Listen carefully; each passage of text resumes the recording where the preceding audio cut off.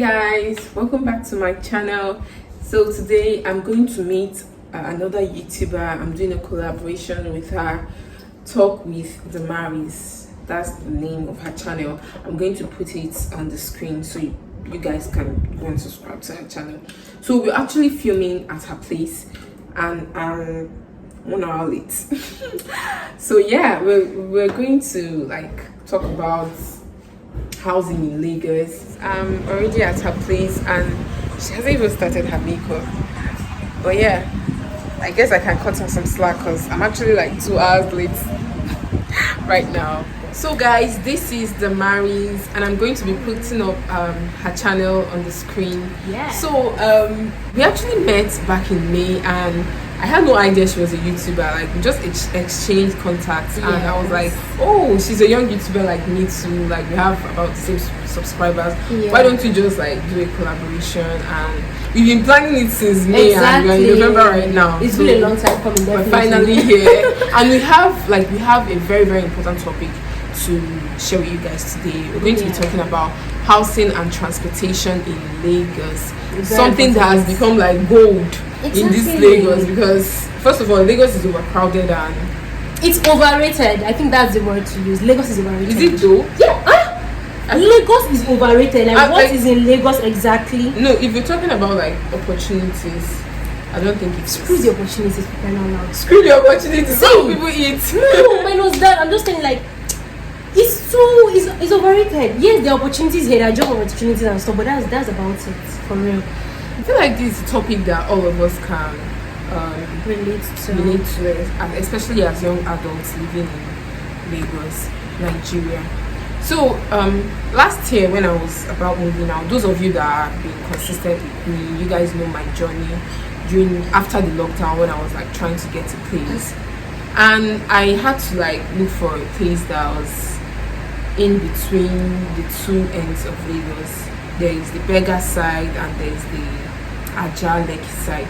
So I had to look for somewhere that is not so far from these two because of the kind of job I was doing. I wanted to be able to transport myself to anywhere without thinking that, oh, this place is so far from me. Yeah. So you had a different experience from that? Yes, actually. So last year, I stay in Ajah.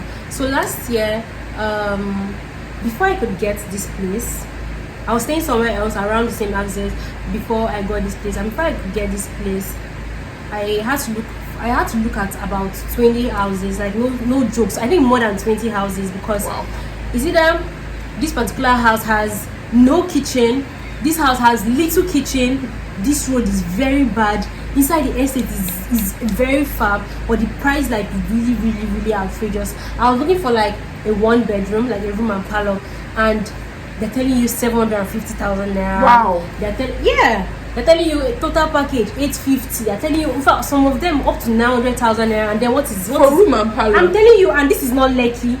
This is Ajah. This is Badore Ajah. I stay far from where the things are happening. But it's the truth now, because when you come to this Ajah access and all of that, you're basically going to suffer yourself, because there's traffic.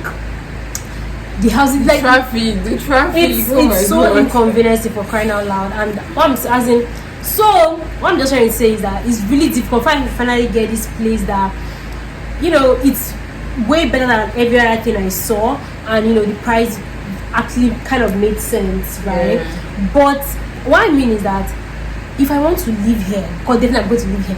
If I want to live here, I have to start saving up enough. I have to start having millions to be able to live, because I started searching for houses again, right, online, and I won't even lie to you, in Ikate, a room shared these houses that have share apartments, and you have your room and your bathroom and total package 1.1.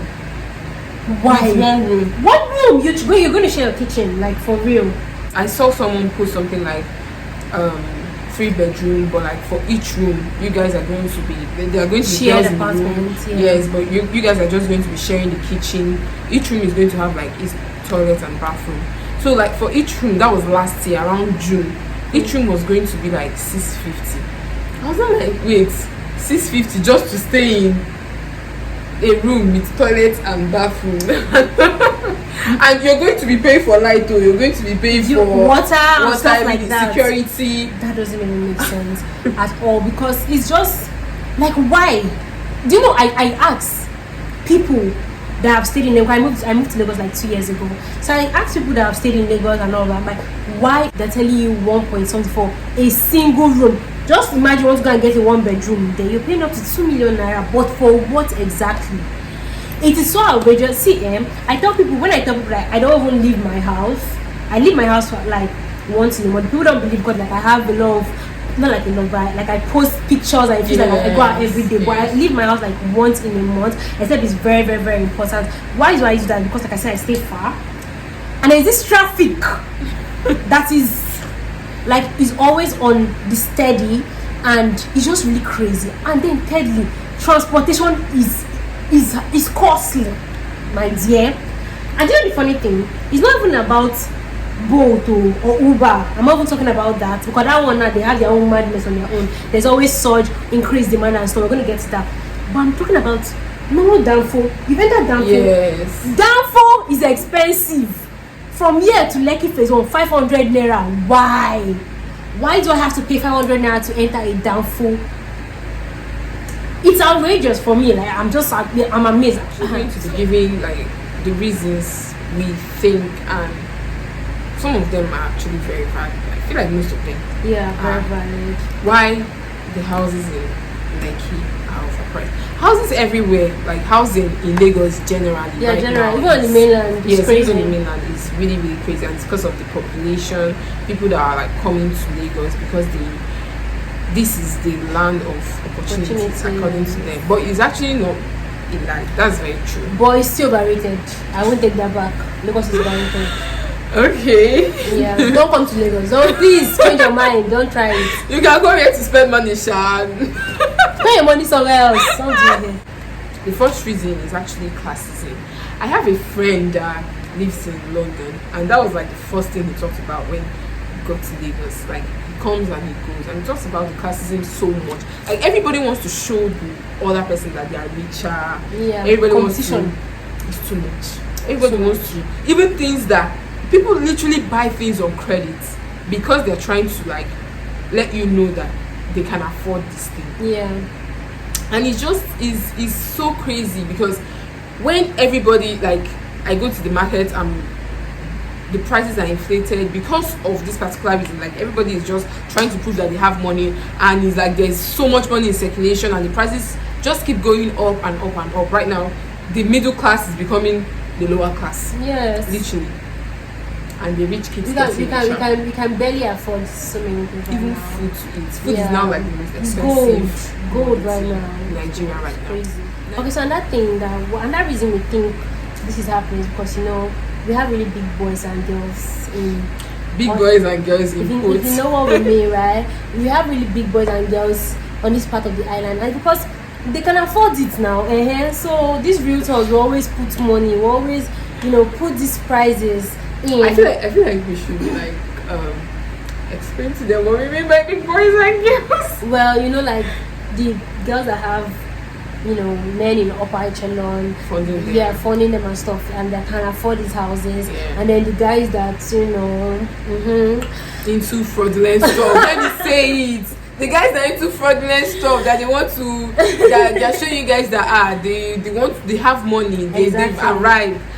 Still the same classism you're talking about. Yeah. Now I understand the girls' part, because okay, most of this we still have big daddies in Ikeja, Magodo and stuff.